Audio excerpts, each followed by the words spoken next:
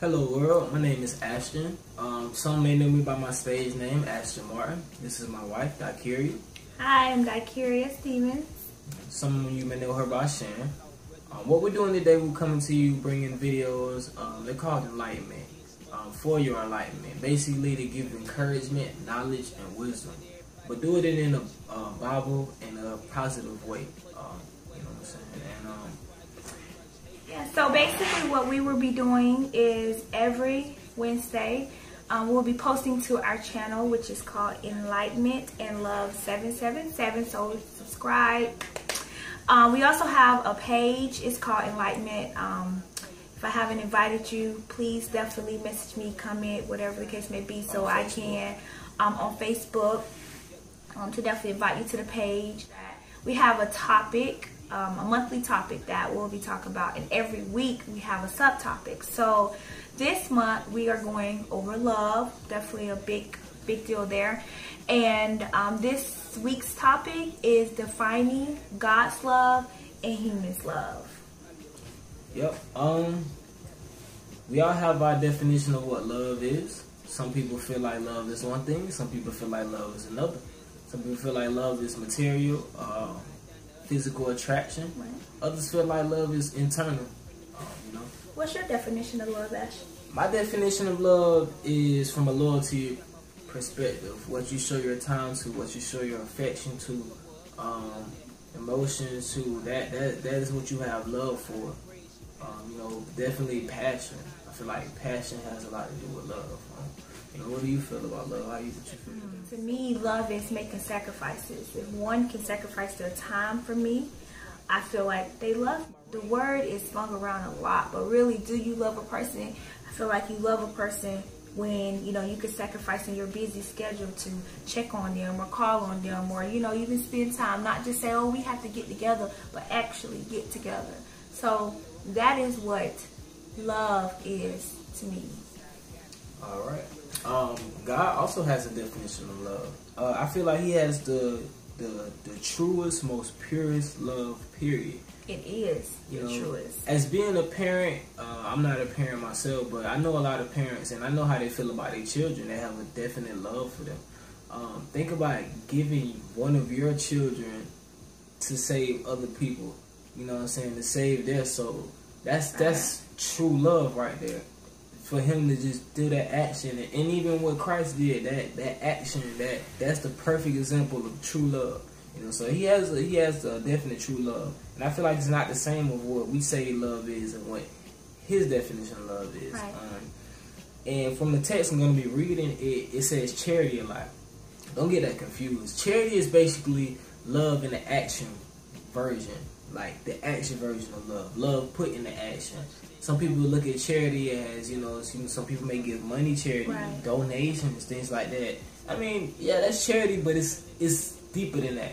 Charity is more than just giving money. Right. It's giving time. It's giving effort. Attention. It's giving attention. Mm-hmm. It's giving sacrificing anything, you know what I'm saying? And not just money. Exactly. And the show of that is what charity is. Charity is translated directly to agape. Agape means love.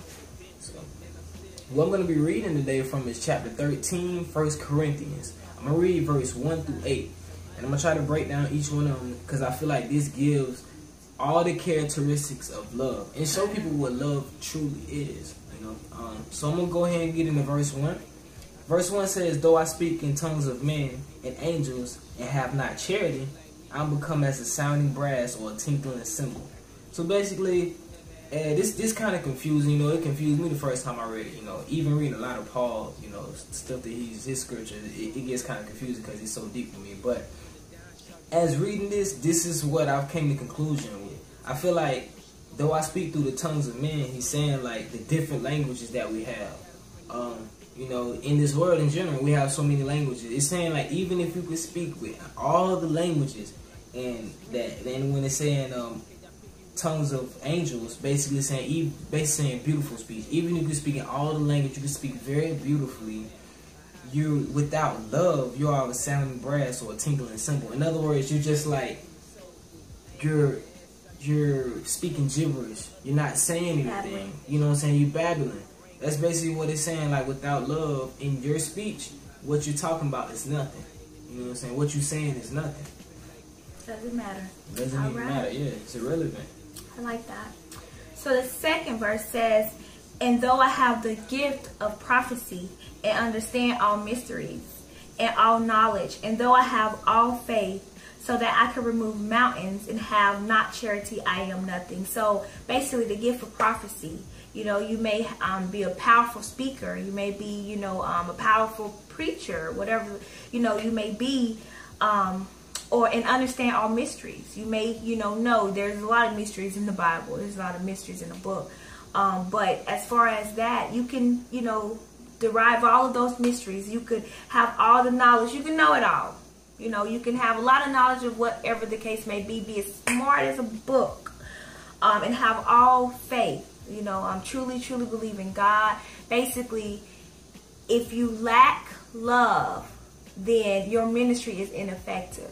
So that is definitely a big one. You know, so regardless of, you know, being a powerful speaker, or, you know, there are many speakers. There are many pastors, as we may see churches that, you know, they're great. The pastors are great, but it's just the, you know, the church in whole could lack love. The pastor can lack love. If you don't have that, it's ineffective. And that's why I feel that many churches are, you know, but that's another thing there. So, yeah, but definitely, in that verse, I want to highlight faith. You know what I'm saying? Faith is a pretty powerful thing, especially speaking in the Bible. Faith is very powerful. Faith in general, power. You put faith into anything, it brings you to do more than what you would usually do. But it's saying you can even have faith and you don't have love, you still don't have nothing. You know what I'm saying? That's just showing just how powerful love is. Right. Love is more powerful than faith. I don't think a lot of people realize that. Yeah. You know what I'm saying? You have people that have the strongest faith in the world, the strongest so-called Christians, know all this and this and that, but they don't have love in their heart. And it means nothing. You know what I'm saying? That's what God is saying. God is saying that this is more important than faith. This comes first. Like, if you don't have love, then it's no need to even have faith. And not only that, you know, when saying that, as far as faith, even in Corinthians on the 13th verse, it says, and now abideth faith, hope, charity. These three, but the greatest of these is charity. So basically, just basing off, you know, those, that's, you can have faith, you know, you can have hope, and charity, but the greater of them is charity. Yeah. So put that out. So the third verse, it says, and though I bestow all my goods to feed to the poor, and though I give my body to be burned, and have not charity, it profits me nothing. So basically, it's saying you can give everything you got to the poor. You can give the shirt off your back, the shoes off your feet. You know what I'm saying? You can give your body. You can sacrifice your life, you know what I'm saying, to be burned. And if you still don't have charity, it profits you nothing. So basically, like, you can give all those things and you don't have love, then it won't profit you anything still in the end. Just to show, again, how powerful love is. Okay. So, definitely. Fourth, charity suffereth long and is kind. Charity envieth not. Charity vaunteth not itself, is not puffed up. This is a big deal. I don't know where or who thinks that as far as with love, it's easy. You're not going to stress. You're not going to hurt. It's not going to be pain. That's not. Even God defines that with love. Charity, you will suffer. You will suffer long. Yeah. He didn't say, you know, just, oh, one time I'm going to go through this and that's it. You will suffer long. That is charity. Okay. So definitely, you know, just keep that in mind. You will suffer long. I know sometimes, you know, not to get off subject, or even in relationships, some get in a relationship and go through one thing and they're out. You will not get through. You will have to suffer. You just have to remember that. You will, you know, it will suffer. Not saying that, oh, you know, we're going to just sit here and just dwell on the bad things. No, but just know that, you know, that comes with it. And is kind. So, you know, basically, you know, love is kind. Love is not, you don't pop off. You're not angry all the time. That's not what love is. Charity envieth not. Envieth not. So your love is not jealous. Okay. So you don't, get jealous if, for instance, I see Ashton talking to a female or whatever the case may be. I don't get jealous about that. That's not what love is. Love is, first of all, you have to trust. So that's a big one. Jealous, that's definitely a big one. I know that we all that can be put into a lot of perspectives. A lot, yeah. Like, relationship wise, you can't get jealous of nobody else's relationship. That's right, that's right. You can't get jealous of what somebody else have. If you have love for everybody, then that means just because somebody has more than you or somebody comes up, you know what I'm saying, you can't get jealous of that person. Love, envy is not. Right. So you should rejoice regardless, even if it's not yours. You should rejoice when somebody else has something instead of getting jealous. Love is not envy.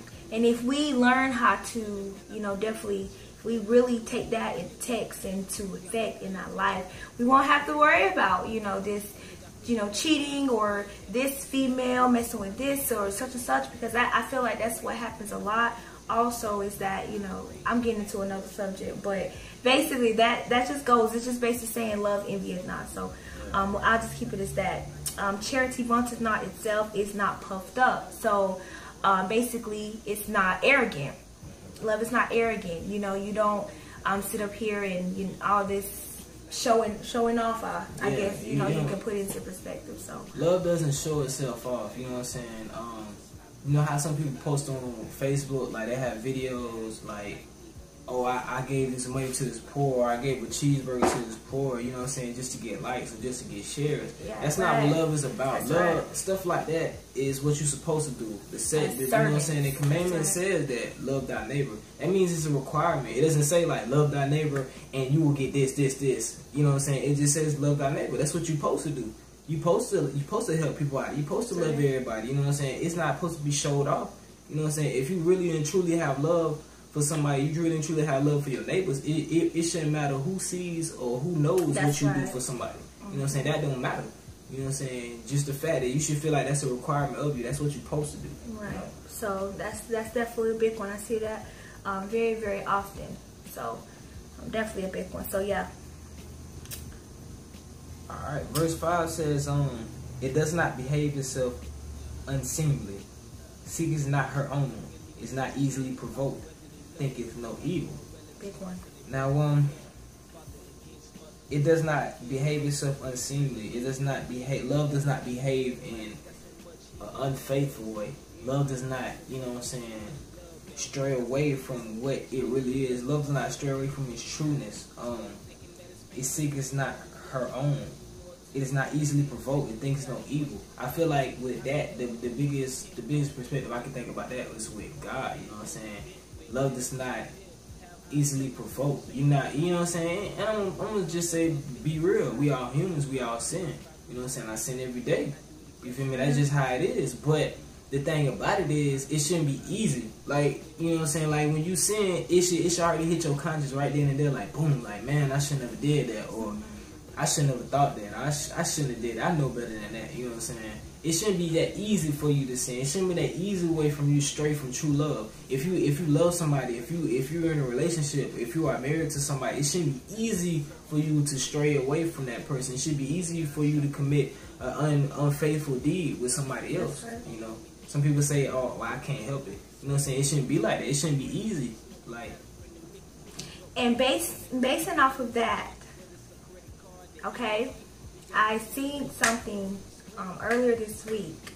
Okay, I know there are times where Satan may tempt you. We all are tempted, and know that when you're living for God, again, charity suffereth long. You will be tempted. You will be tempted all the time. Okay, so if you're not being tempted, something is wrong. Okay, but basically that you know, we'll speak onto relationships later on.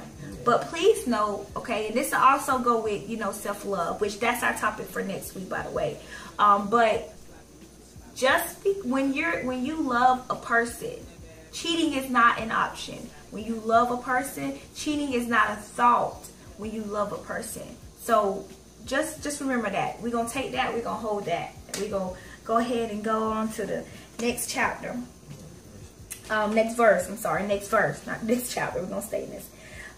So, rejoiceth not in iniquity, but rejoiceth in the truth. Okay, so this is also a big thing. Well, what I take from this basically is don't sit up here and dwell on the bad things or the things that may not be so well, think about the great things, the good things. Not only that, rejoiceth not in iniquity. Let's say, for instance, let's just say, for instance, you may be mad at your other half, or you just may be mad. Don't get happy or don't be rejoicing because a person fall. That's not love. Okay, you rejoicing, be happy for them. Be happy for them. They fall, you pick them up, help them up. That's what we do. We love one another. Okay, even with our mate, sometimes they may do something, or you tell them from the get-go, you don't need to do that. Don't do that, and they fall on their face. You don't sit there and you don't laugh at them. You help them up with a closed mouth. Okay, with a closed mouth, and keep on going. So that's definitely a big one as well.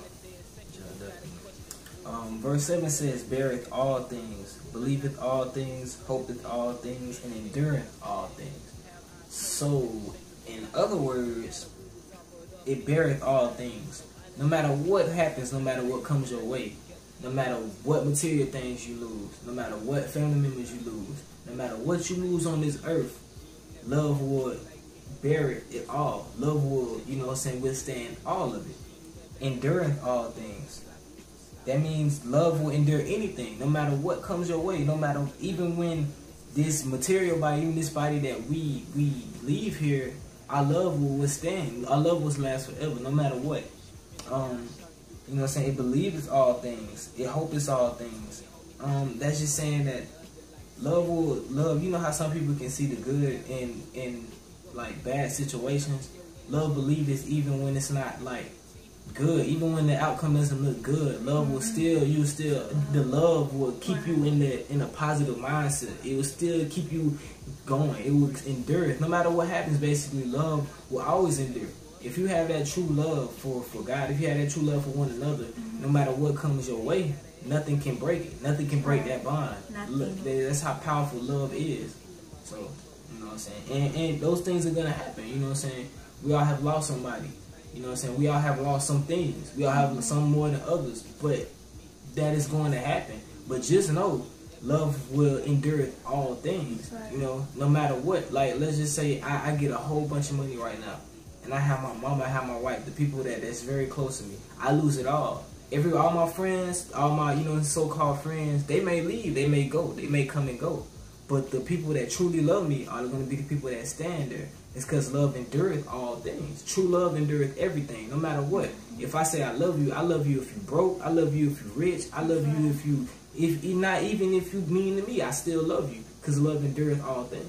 And I'd rather much be broke with a lot of people who love me than be rich with a lot of people who, you just don't know about. Yeah. So that just shows again, love endureth all things.